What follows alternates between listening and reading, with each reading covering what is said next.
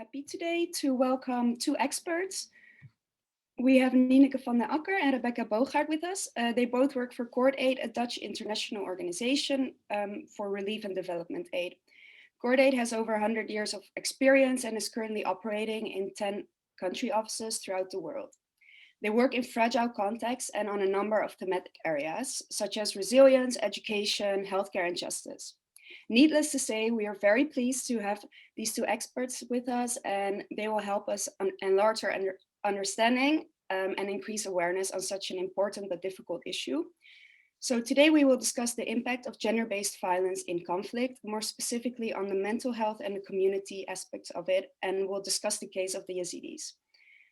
So now I will give the floor to Nieneke van Akker and Boogaard, and you can start sharing your screen. Yes, good afternoon and good morning, everyone. Very happy to be here. Thanks for this opportunity, and welcome everyone. It's nice to see your faces, some of you at least.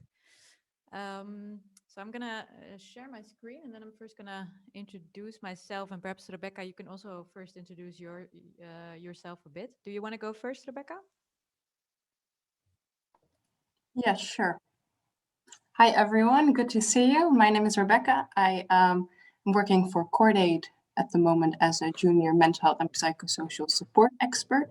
I started out last year as an intern and researched collective trauma of the Yazidi community in Iraq, which I will also be taking you along today with a little bit further. So happy to be here. Yes, thanks, Rebecca. And my name is Nieneke van Akker, and I work as sexual and reproductive health and rights and Sgbv expert for Cordaid, also a general practitioner. And yeah, today we're gonna talk a bit about Sgbv and conflict. Minale already introduced Cordaid a bit, so we are, Cordaid is short for Catholic Organization for Relief and Development Aid. And we mostly work in fragile and conflict affected settings, and I'll define this a bit more later on. And as you can see, these are the countries that we work in.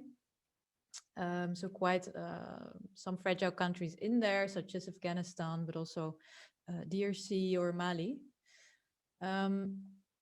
Well, what is the way that we work? We provide humanitarian aid for relief, but also the longer term development aids, as you can see here.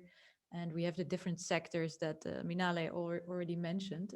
So the resilience, humanitarian aid, health system strengthening, security and justice, but also the private sector development. So that's a bit about Cordaid.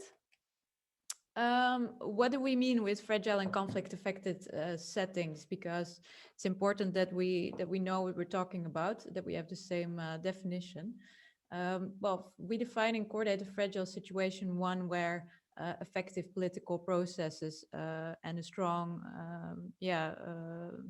political processes are lacking. That the expectations of the society are not in equilibrium with what the state can actually do. So the state and society are not mutually reinforcing. That's basically what we call a fragile setting. And in many of the fragile settings, poverty is increasingly concentrated. So that's important for Cordaid, that we want to focus on these areas.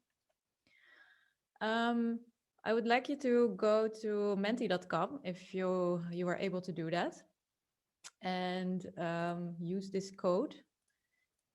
And then there is a small word cloud that I would like you to fill out to see what are the first words that pop into your mind when you think of Sgbv. It's for us a bit of background information of where you're at.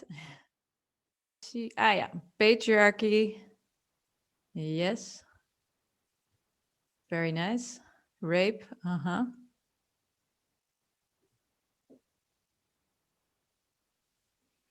I see genital mutilation, rape as weapon of war, sexual harassment, women.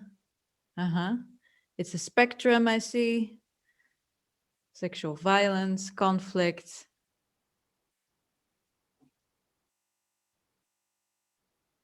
suffering, weapons, gender inequality, psychological effects.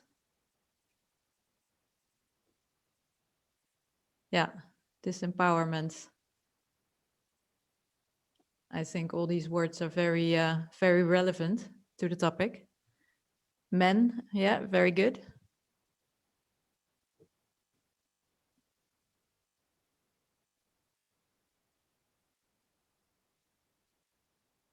Yeah. No protection, harassment, suppression. Hidden sexual violence, yes. Yeah. Okay. Thanks, everyone. I think you have a nice mix of words already there, and I think every one of them is relevant. We're gonna talk a bit more about the rape as weapon of war, especially to bring a bit of nuance, to bring a bit of context with that. But I think all of those words are very relevant, which you've mentioned. So thank you. I'm going to continue now. So let's talk a bit about Sgbv and the causes.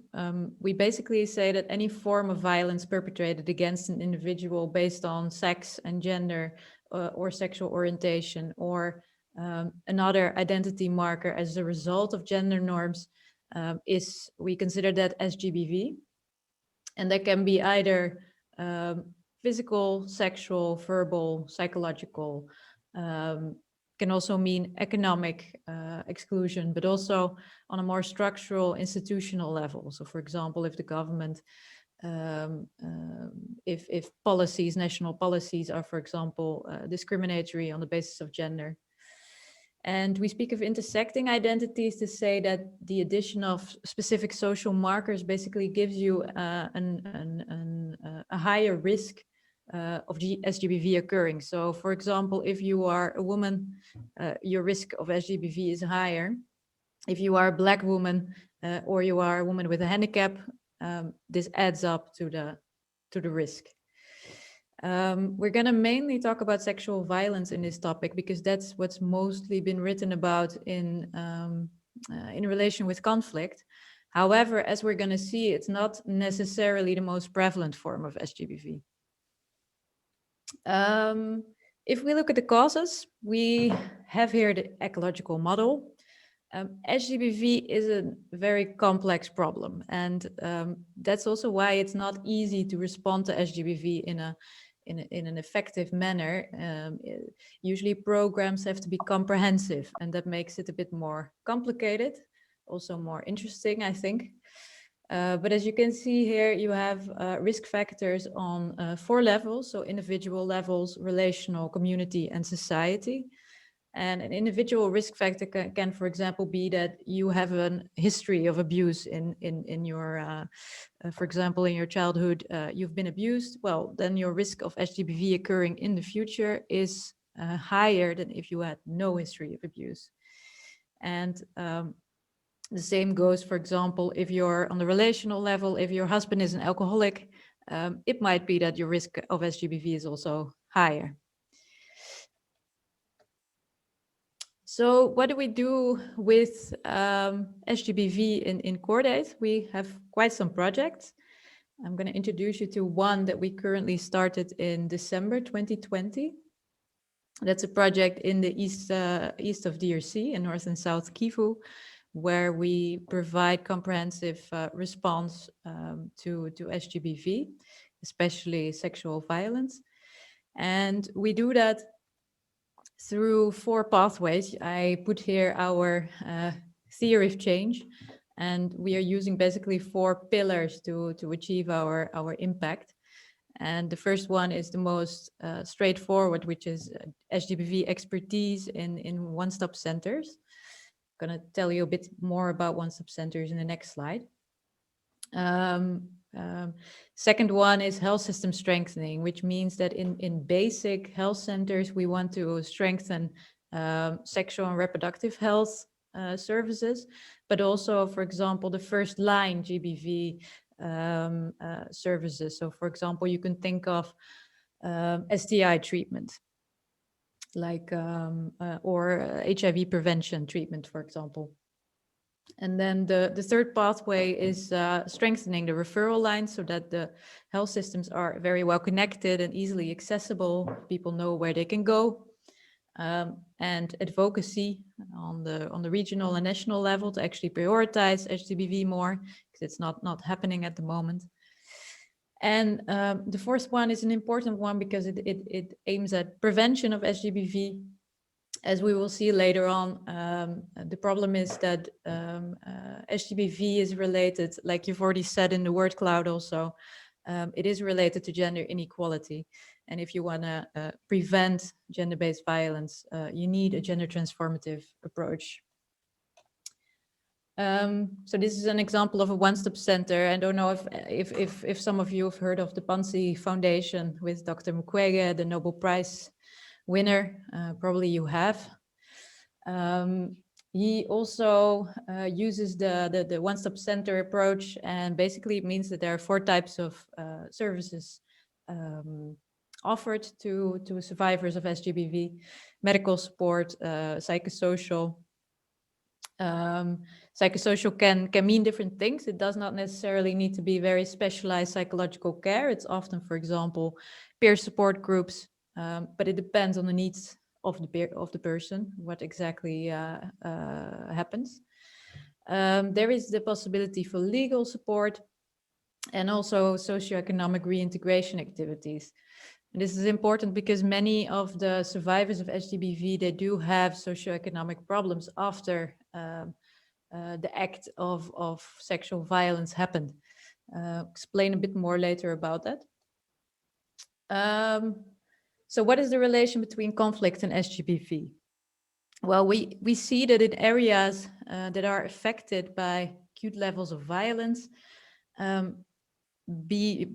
it doesn't matter what kind of violence, the levels of Sgbv are always higher. So there is a correlation there. CR, Sgbv is conflict-related Sgbv. And that's what many researchers have focused on, rape as weapon of war. But very important to remember that even if sexual violence is not directly used as a practice of war, so if it's not really used as a strategy to achieve something, it is still more prevalent in conflict situations. And you can, for example, think of forced prostitution in conflict. Usually there is more poverty, and this can push families, for example, to actually force their children or girls into prostitution. This is also a form of sexual violence. So this leads us to the conclusion that we need to differentiate between these different forms of Sgbv perpetrated, because the form of Sgbv can be very different in conflicts. So I put some examples here. For example, rape, forced marriage, also genital mutilation, sexualized torture, slavery. Yeah, and this can vary. I would like you to go to Menti again.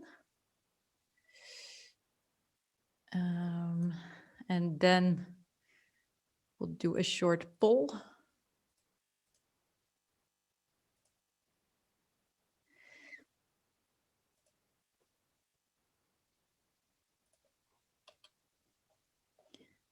Okay, my internet kind of stopped, so no, it's there again.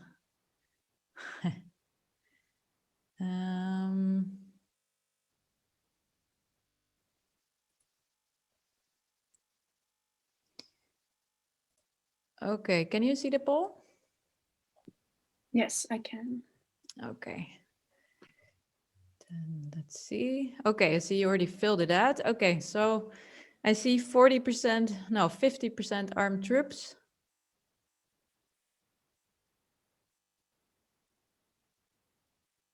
Yeah, and then there is about a quarter that says civilians and state forces.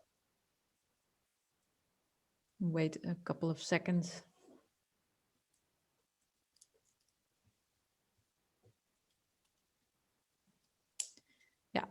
Okay, so most of you think armed troops.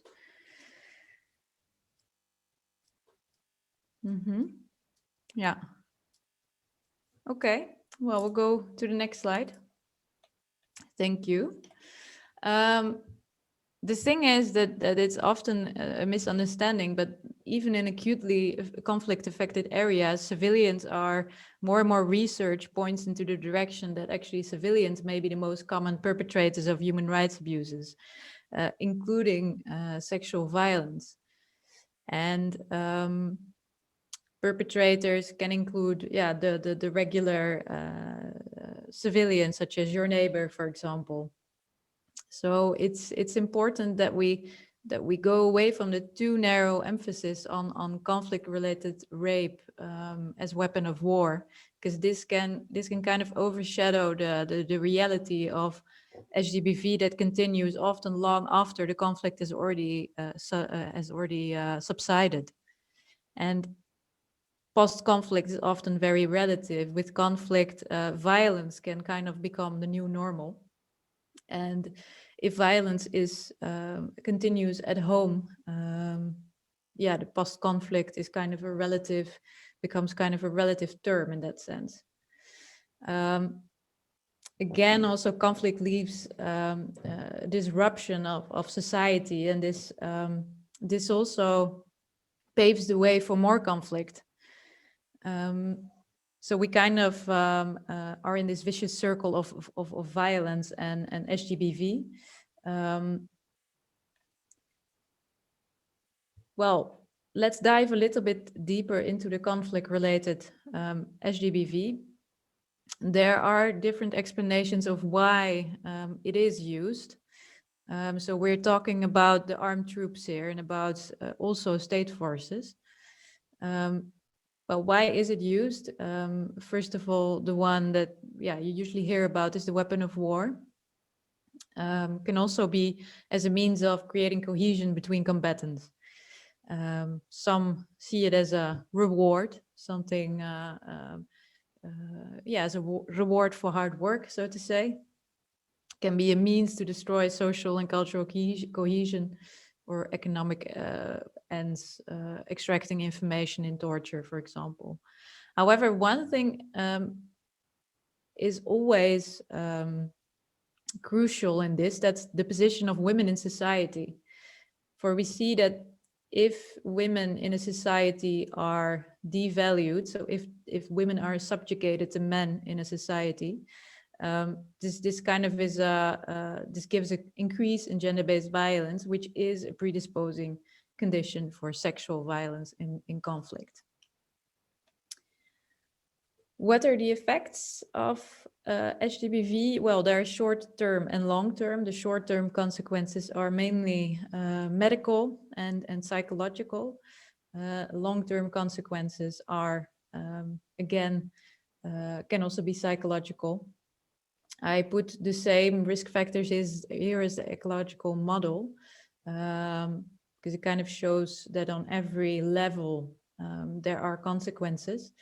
And I think the most important is the relational community level, because many survivors have to deal with stigma and social rejection after sexual violence in their communities. Many are, for example, abandoned by their partners, or they can't marry anymore. For example, girls that have not yet married, they are unable to get married after what happened, and this leaves them isolated. And another thing that is very important in this is the societal impact, because it kind of hampers peace building. You have to imagine that the social fabric of a society and a community can be completely destroyed by this, and with women and other survivors isolated, or this creates a very fertile ground for further conflict. Most of all, Sgbv contributes to perpetuating gender inequalities. And how does this work? Like I already said, if you have to deal with stigma, shame, and social rejection, this kind of has an additional effect on the psychological impact. And this isolates and prevents them from further developing themselves in social way, but also in an economical way. And this, in the end, increases gender inequality. There is variation in the extent and form of Sgbv. It occurs in every war, sexual violence, but the extent varies dramatically. Therefore, we can say that sexual violence is not an inevitable part of conflict. So we kind of need to challenge this assumption that conflict-related sexual violence is a weapon of war, because we see that it differs significantly between different armed groups, and even in the same conflict. So different armed groups either do use sexual violence or not at all. And there are some armed groups that actually prohibit sexual violence. So, and what is known about this is very limited. What is known is that group dynamics in the armed group itself is very important. But it's not enough research has been done about this, unfortunately. Much remains unknown, like I put here. Well, my last slide before I'm going to hand over to Rebecca. A little bit about how we're going to respond to this complex problem. I think you've all seen that you need to take into account a lot of different factors, which makes it quite complicated. But if you want to effectively respond to Sgbv, it is necessary to have a multi-sectoral approach and a comprehensive approach. And an important part of this is mental health and psychosocial support that Rebecca will continue on. Yeah, so I think that's the most important that I wanted to mention. Are there any questions? So if you got any question, you can just turn your mic on, or you can write in the chat if you are more comfortable with that.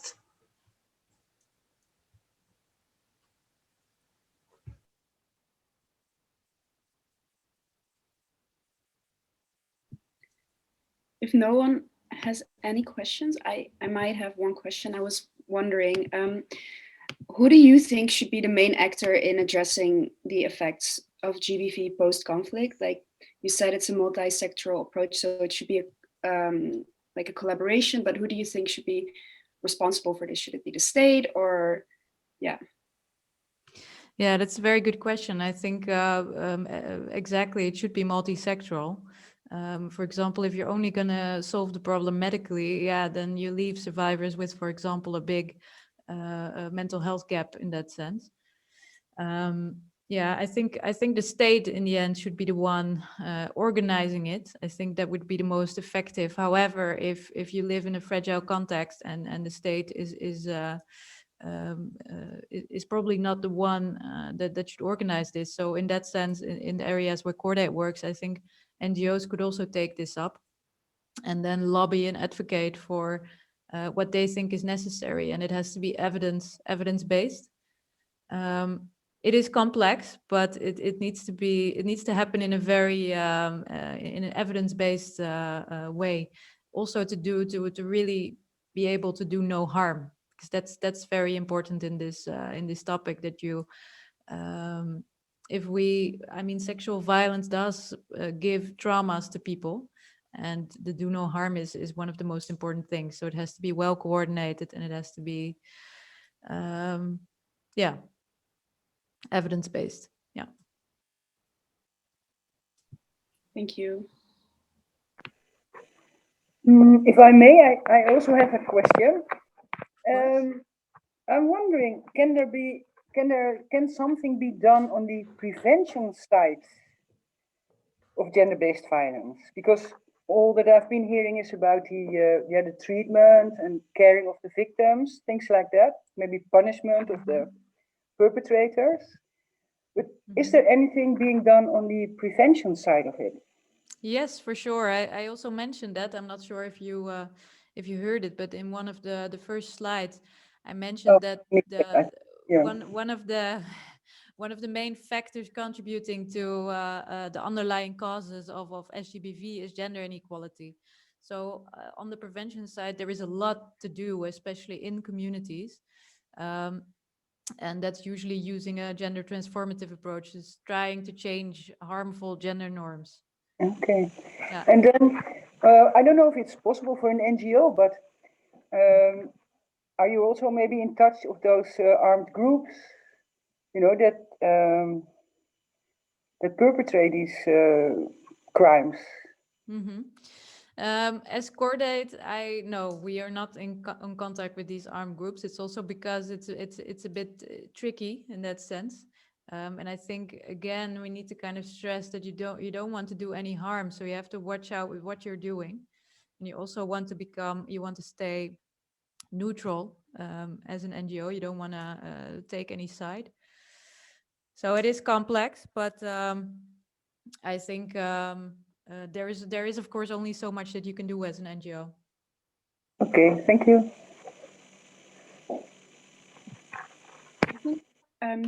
Julia, you raised your hand. My question was the same, was more about the prevention, but I think just rephrase it. See, when it comes to like, because I did my dissertation on like conflict-related sexual violence in the Congo.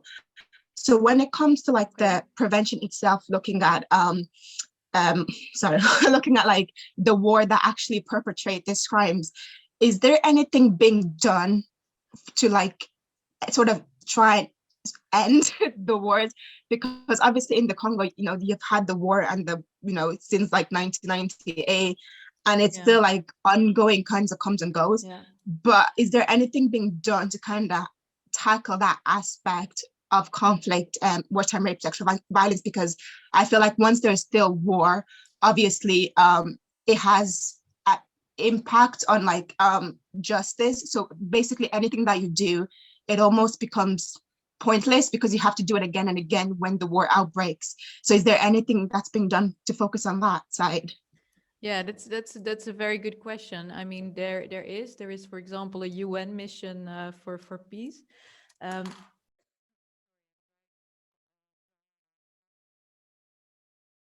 However, like I already said, if you are in conflict, and there have been East DRC has been in conflict for over the last 30 years, this is a very fertile ground for ongoing conflict again. So yes, things are being done, but if you really go into the causes of why there is conflict, that is very complex. And I think we as Europe and the Western world, we have a role to play there, because if you're going to look at, for example, the multinationals involved in using the resources in the country and transporting it to China and Europe, I mean, it's a very complex problem in the end. So yes, I think things are being undertaken, but to be honest, I think we also contribute to the problem. Okay, can I? Oh, sorry. Yeah, go ahead. Yeah, no, because that was basically my conclusion, that the Congo's instability and like it has sort of what I was saying was like those instability has to be in place, like the conflict, because it kind of helps with the multinational companies within like with the polluting, I'm sorry, not polluting, with looting the resources. So they have to kind of keep the wartime rape going, they have to keep the conflict going in order to be able to like loot the resources. So that's kind of my take. So as long as you have people who want the resources like for free kind of thing, you will always kind of have conflict related sexual violence. So then my thing was like, shouldn't we focus more on trying to hold those corporations and anyone that benefits from it, like hold them accountable? I know there's like the US for sure. Yeah. I think you're completely right, but these lobbies are very powerful, and then we kind of come into a different area. And I think as Cordaid, it's almost impossible to actually go against these powerful lobbies. I think in general, this is very, but I hope other people are courageous enough to actually do this. And yes, I think you're completely right. And just lastly, is there anything that we can, I know there's the lobbies from the other side is very powerful, but is there anything that we can do as well? Because I heard there was like when the hashtag Free Congo, people were saying like boycott iPhones and boycott this and do that. Yeah. But do you think there'll ever be a stage where we can actually get those changes in place, or help sort of ease the conflict? I think you can do small things. I think it's a bit complicated because the supply chains nowadays are very complex, so it's often very difficult to really trace where your stuff is coming from. But yes, if you want to contribute, don't buy an iPhone, don't buy a computer, don't drive a car. I mean, but I think this is a bit off topic. Okay, thank you for your question. We need to move on to the second part. So you can keep your question later or ask them in the chat if you want. Rebecca Boogaard, you have the floor. Yes, thank you so much. I just quickly had to shift offices. That's what you get when you work at home. So I'm not an Sgbv expert, but I know more about mental health and psychosocial support. So I'll really be trying to focus more, approach it from that side. So what I want to ask you right now is to maybe put in the chat, right? Sgbv survivors are affected in many different ways, but what I would like to ask you right now is to put in the chat how you think somebody who survives sexual and gender-based violence is affected. This can be in many different ways. I put down a few examples, such in their views. How do their views change? How does their lifestyle change? Their behavior, feelings, ability to interact and connect, maybe. So whatever just pops into your mind, you can put it in the chat.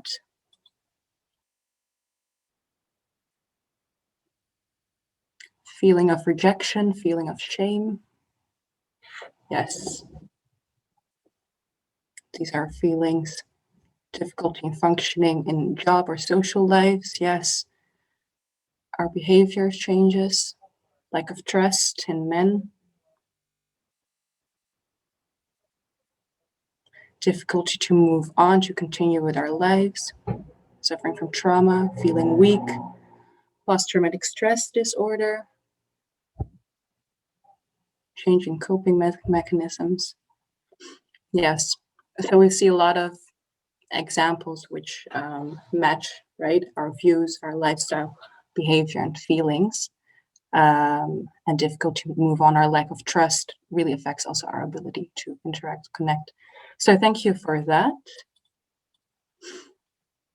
Next slide, please, Nieneke.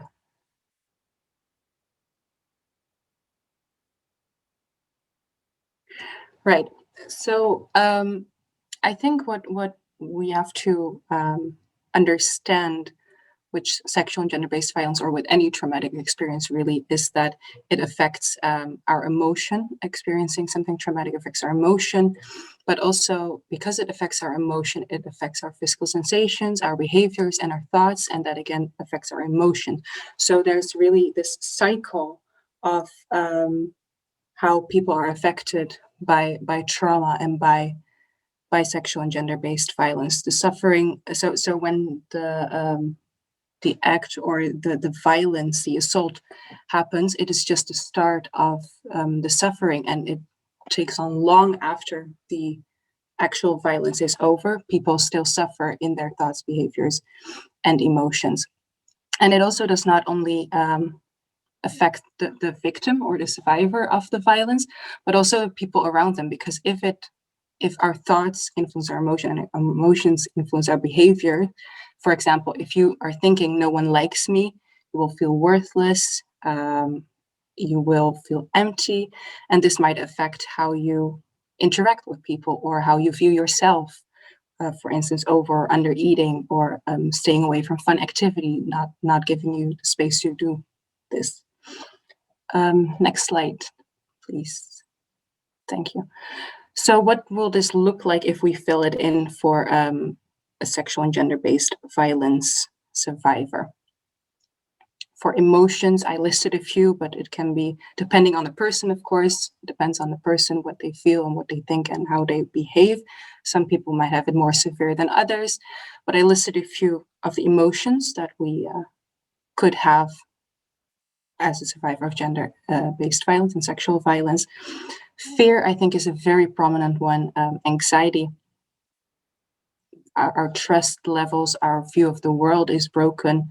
Our ability to trust is broken. Sadness, anger, and sometimes this is not all in one go, right? You don't feel sad and angry and hopeless and guilty and scared at the same time. Some people do, but sometimes it also comes in phases. So people can feel hopeless, worthless. Guilty is one that we also often see, which is connected to our thoughts, which I will come to in a minute. People will think, I should have this or I should have that. I could have prevented it. It's my own fault. People feel shameful also because of this, especially in contexts that where there are shame cultures, so to say, where there's a lot of stigma as well, which makes the victims, the survivors, feel lonely, dirty. And then for the thoughts, survivors could think nobody wants me anymore, especially when, for instance, a girl is raped and she loses her virginity. She cannot marry anymore later, like Nieneke mentioned as an example. So nobody wants me anymore. If we were talking about domestic violence, even my own partner hates me. I deserve it. I can't defend myself. I have no future. It's my own fault. Everybody wants to harm me. What we often see is that people, survivors, for us, maybe it might feel like they exaggerate it. So they will say nobody, everybody, anything, only, these kind of words. And ultimately also nobody understands me, which makes them feel lonely again, or I could better be dead in some cases.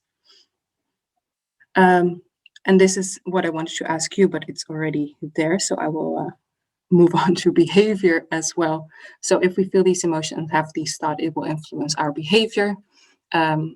People can isolate themselves emotionally, but also very often physically. So they will withdraw basically from life. Victim survivors, they avoid triggers. So for instance, if you're attacked by somebody who was drinking alcohol, the smell or the view of seeing alcohol will take you back to this experience that you had. People always resort to some sort of coping mechanisms, which could either be negative or positive, or a combination of the two. But also if you're jumpy and you feel like everybody wants to harm you, you'll be more on edge, looking around, suspicious at everybody. So there's a lot of hyperactivity, sometimes even hyperventilation. So not only your thoughts go back to the traumatic experience, but also your whole body is going back to the situation you were in, as if you're experiencing it again. And what we also see sometimes with survivors is that they show risk-seeking behavior. Next slide. Thank you. Other questions that they might have is also what happened, always wondering, or really coming to terms with what is it actually that happened and why did it happen? These life questions.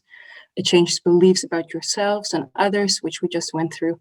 In some cases, in some cultures, they could feel like it is normal, it's my duty, and others think I'm going to lose everything. So what we really have is this constant muling and questioning, not leaving you alone in your head. Right.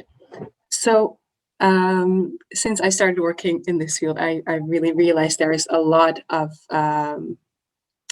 terms are being used through each other and intertwined, and it's sometimes not really clear what is what. So I wanted to do this exercise with you to really talk about what are we actually talking about? What do I mean when I talk about trauma? What do we mean when we talk about mental distress, mental illness, or mental health in general? So what I'm going to do is name the first one, trauma, and I would like to for you to put in the chat which number, 1, 2, 3, or 4, and the explanation behind it you think suits trauma or matches with trauma. So let's start with the first one, which is trauma. 1, 2, 3, or 4.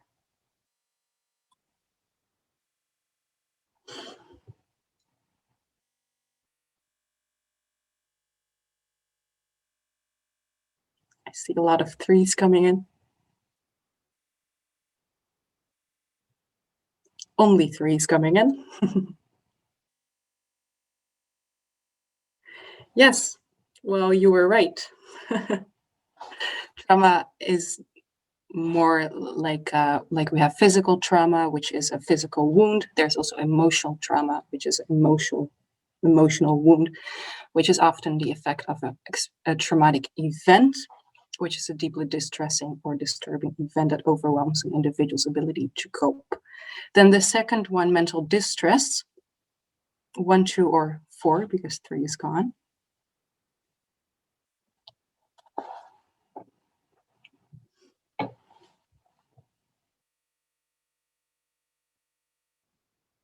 Wow, you're all very good at this. Yes, 4, only 4 is again. That's right. So mental distress is basically a normal reaction after experiencing a traumatic event or a disturbing event. So all people will feel jumpy, right? In the beginning, all people will think about the experience a lot. All people will be watchful and maybe have sleeping problems. Then mental illness or disorders, 1 or 2.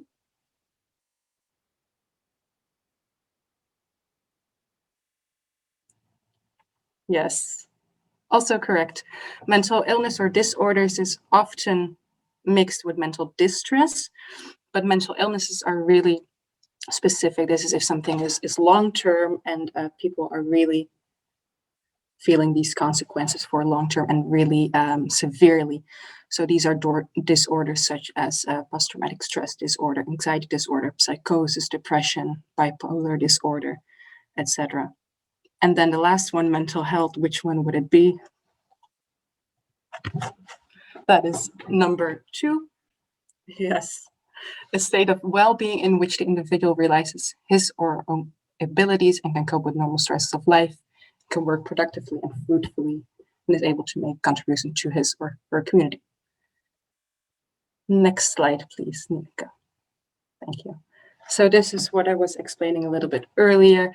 After a traumatic event, for instance, in conflict or war, most people, a large percentage, will experience normal distress. So this is a normal reaction to an abnormal situation. Then a smaller percentage will experience mild or moderate mental disorders, and an even smaller percentage will experience severe disorders.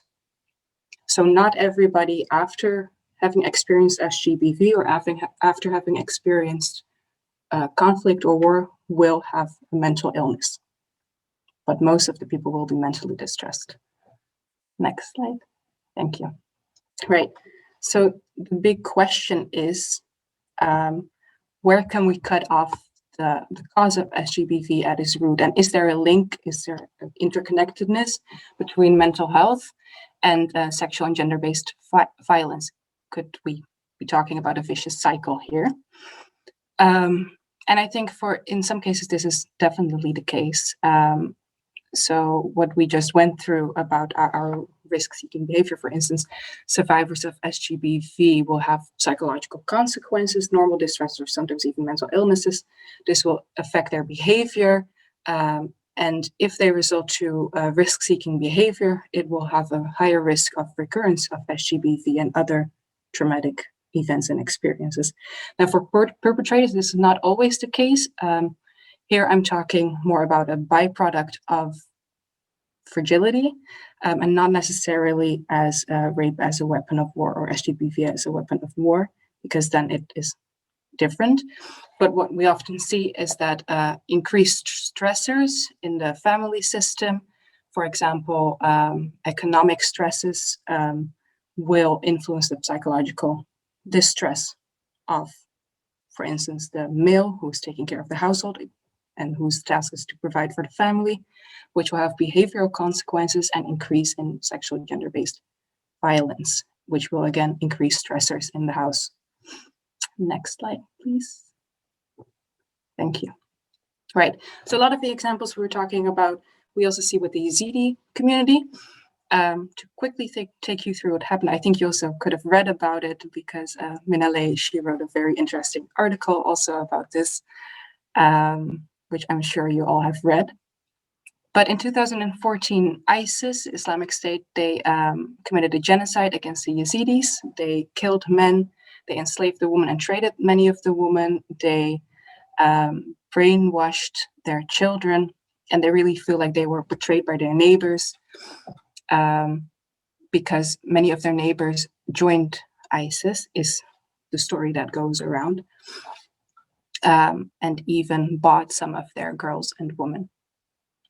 So in the last year, many Yazidis have been returning, so there's some dynamics going on. But after the genocide, the collective trauma and the psychological consequences really surfaced. According to one study, it says that 80% of all girls and women who were formerly enslaved met criteria for a post-traumatic stress disorder. Next slide, please. Thank you. Yes, but the way the traumatic event impacts you or has psychological consequences really depends on the experiences that this person had. So from my research that I did last year, an interviewee said if a girl, she saw that her father and brothers were killed by ISIS in front of her eyes, and then they kidnapped and raped her, her trauma will be very different from another girl who ran away with her family to the mountain and did not lose her family or was not raped, for instance. Next slide. Thank you. So what we are talking about in the case of the Yazidis is really Sgbv or rape as a sexual violence as a weapon of war, more specifically of genocide. So the goal of ISIS was really to eradicate the Yazidi community through sexual violence, next to many others. So sexual and gender-based violence was only a part of the trauma that the Yazidis experienced. And when normal structures and systems are broken, opportunities to violate and exploit people increase, of course. So what it was used for here by ISIS was to destabilize the Yazidi community, to sow terror, dehumanize a woman and men, punish, humiliate, and cause shame, which was a heavy burden for the woman, but also for the men. Because right in their view, they were not able to protect their woman. The honor of their girls and therewith also the family was taken away. If children were born of rape, they would not be Yazidi and would lose their Yazidi identity as well for the women themselves. Then what is known is that there was a leaflet from ISIS that said that raping women or infidels would bring you closer to Allah, and it was encouraged by leaders as well. So this shows you a little bit of the context that we were talking about. So in combination with these other traumas, we were really talking about collective trauma. It was not only experienced by the girls and the women, but by the whole community. Everybody knew somebody, is what I heard people say. Next slide. Thank you. And then there is a challenge with looking at collective trauma because there are local concepts of sexual and gender-based violence and also mental distress. For instance, when the Yazidi women were raped, they would say, I was married to an ISIS fighter instead of raped. Mental health or mental distress, mental disorders are often described as bad spirit or spells or sometimes even crazy. So there's this great stigma on it. And people would come to the health centers sometimes and have all sorts of different health problems, which at its core would be a psychological cause. So there was a lot of digging to be done, what they meant by the local concepts that they used. Right. So there's a very short video. Nieneke, can you put it from 2.19?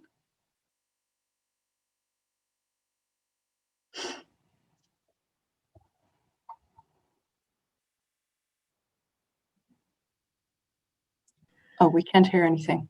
I think you need to unmute yourself, Nieneke, because you are sharing your screen. Yeah, that makes sense. Can you hear it? Can you put it louder? I'm social worker. I like my work because of the main reason I can help girls hear and it? women. Yes. Yeah. The Yazidi like yourself. Yazidi, they are IDPs. Many of them, they left schools because of these events and they couldn't continue. Any one of them, if they have any problem or anything, they are coming to me.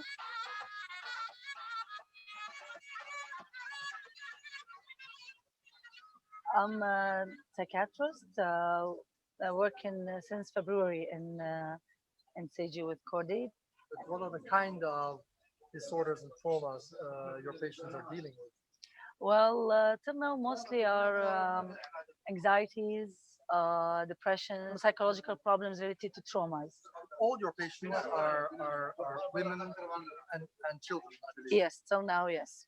And all are from Shingal, those who were like displaced from Shingal, and really even those who had some problems before.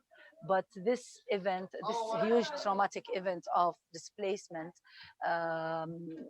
deteriorated the condition, even if they had some condition before.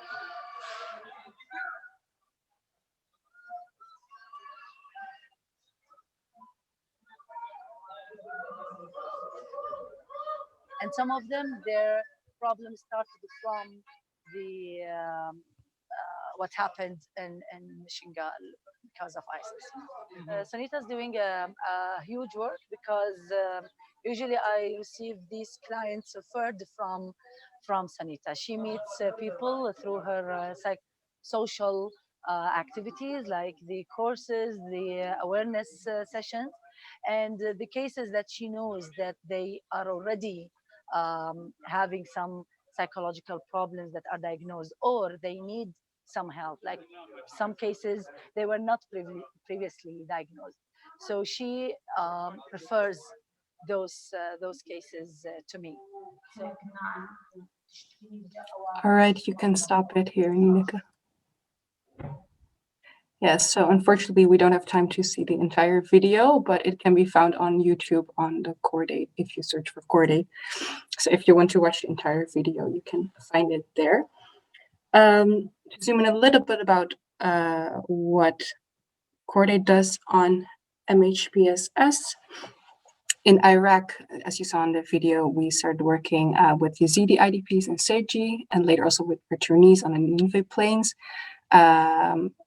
We give awareness sessions to first for Yazidis, but now also going to other groups on gender-based violence. We also have helplines for people who cannot come to the centers, awareness sessions on group trauma and identities, and also clinical counseling in Iraq. And we also expanded to Aleppo and Damascus in Syria some time ago.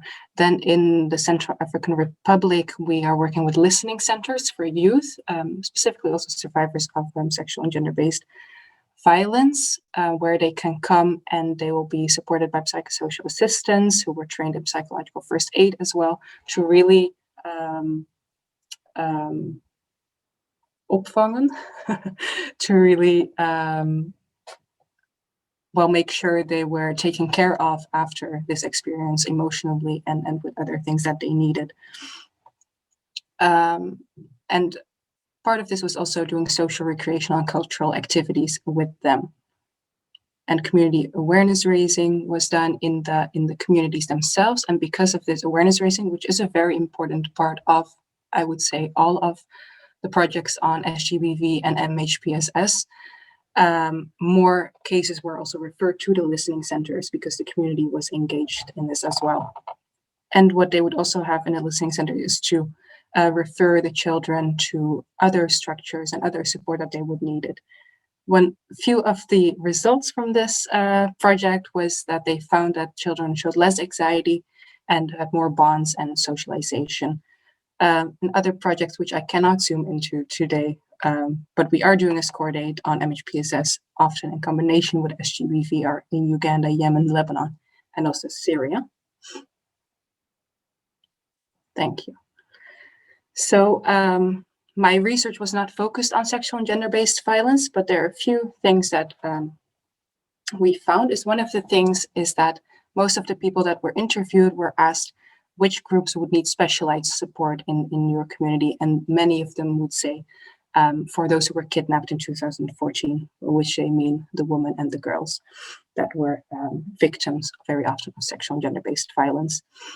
Then we do see that slowly the stigma is breaking among the Yazidi community on mental health and psychosocial support, and also on Sgbv, because they just realized the enormous scale of what happened.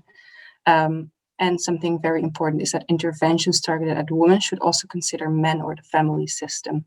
Because if you have projects for a woman, but men don't want to let their woman out, or they have other work to do, then many women will not show up at your interventions. And one of the most important results is that mental health is not something you can fix only by talking often, except for the ones that are severely traumatized, but the entire environment should work for the greater good and for the help of these survivors.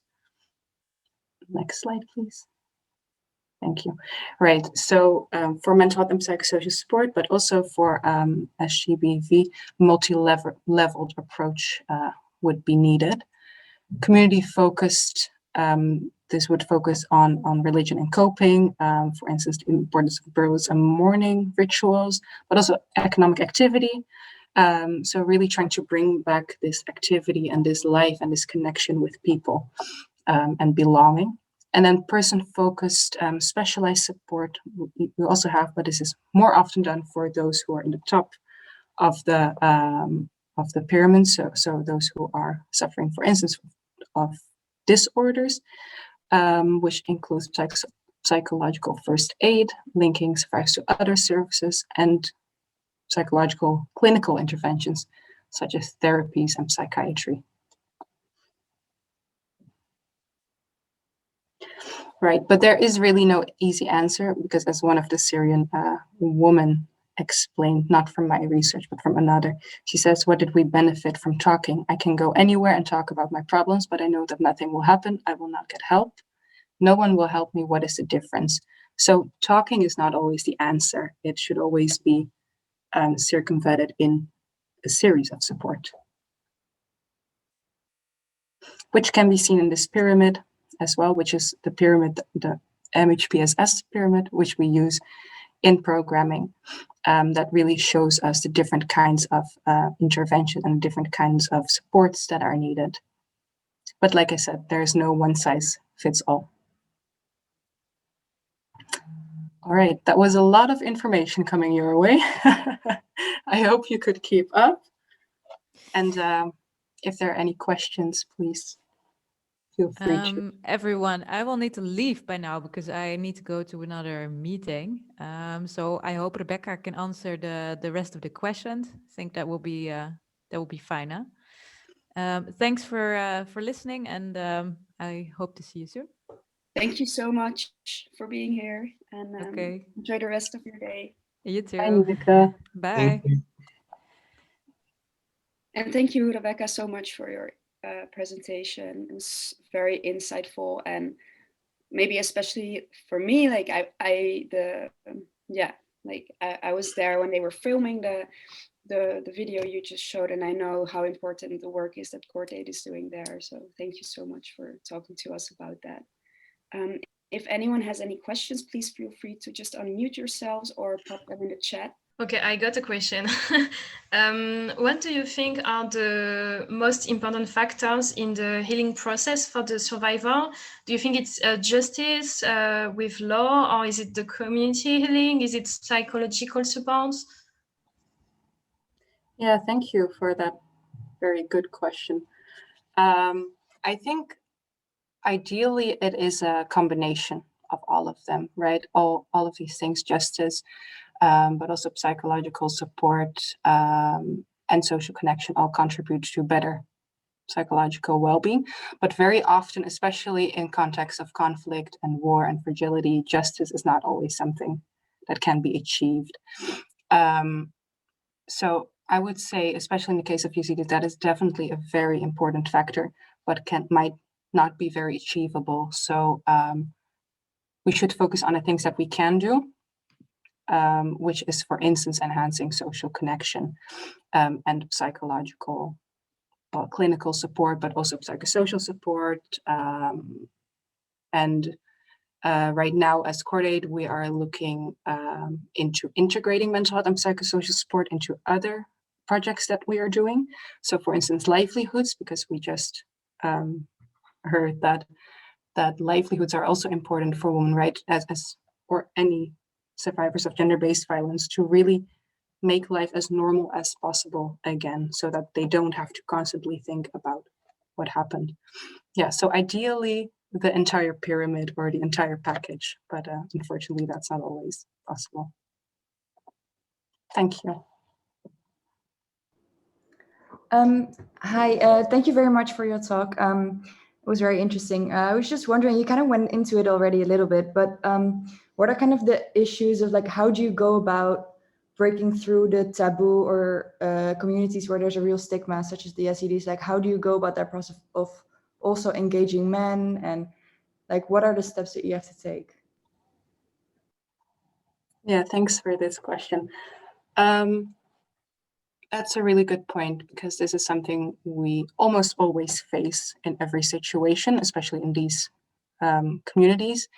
And it is very challenging. It keeps on being very challenging. So it's a very long process in which you have to include everyone, like you said, the men, children, anyone. So right now, in our intervention zones in the countries, many awareness sessions are being held, but they also give out flyers with basic information. So we try to bring together as many people as possible, and to also show that it is normal, right? And to go away from this being crazy or being labeled as crazy. And sometimes, like I said, for the Yazidis, I think this is not only due to efforts because of Cordaid, but also many others. But people really realize that the suffering is so great, that the stigma is slowly getting less. People are more open about it. So I really think this is a success story. So those are some of the things that we can do. And what we would love to move towards in the future is also to not package mental health and psychosocial support as clinical support, going for talking therapies, for example, but to again integrate it with, for example, livelihood support, or other kinds of support, for example, with just health, so that it would not be obvious that people are going to get psychological aid, but it is part of another sort of project or support. I hope that answers your question. Yes, thank you. Thanks. I think Marco got a question. Yes. Hi, Rebecca. Thanks for the presentation. Thanks for sharing this with us. I was wondering more on the definition of certain terms like sexual violence or conflict-related sexual violence and the perception of the victim. So in terms of the definition itself, so I assume there's different standards in the West, and then whatever like context-specific definition would be. And for your work, I guess a really important part is also the diagnosis of a certain like illness or trauma. And I wonder if what is the relation between two different concepts of sexual violence in terms of language, really, in terms of collecting data, like how difficult it is to translate a Western definition into a context-specific definition of sexual violence? Mm-hmm. Yes, thank you for this question. I think also in the slide I mentioned it very briefly, But in the beginning, this was for the Yazidi community also really a challenge because they wouldn't say they were sexually abused or experienced gender-based violence, but they would say they were married, for instance, to an ISIS fighter, which in their language meant I was raped. So it is not always clear, about with these terms. And then I'm really sorry, but I forgot the second part of your question. How difficult it is to then collect data to give a proper diagnosis. Well, I think most of the time, our focus is not really on diagnosing people with mental illness, but more trying to alleviate just the mental distress. So with diagnosis, the focus would really be on mental illnesses, such as post-traumatic stress disorder or psychosis or bipolar disorder. And as you could see in the table that was in the presentation, there's only a small percentage that mostly suffer from mental illnesses. So really the focus is not necessarily on diagnosing people, although I do think that in the Yazidi community, there are more people that suffer from mental illnesses, but it should be more on really promoting social and mental well-being of the entire community in all, so through community-based approaches.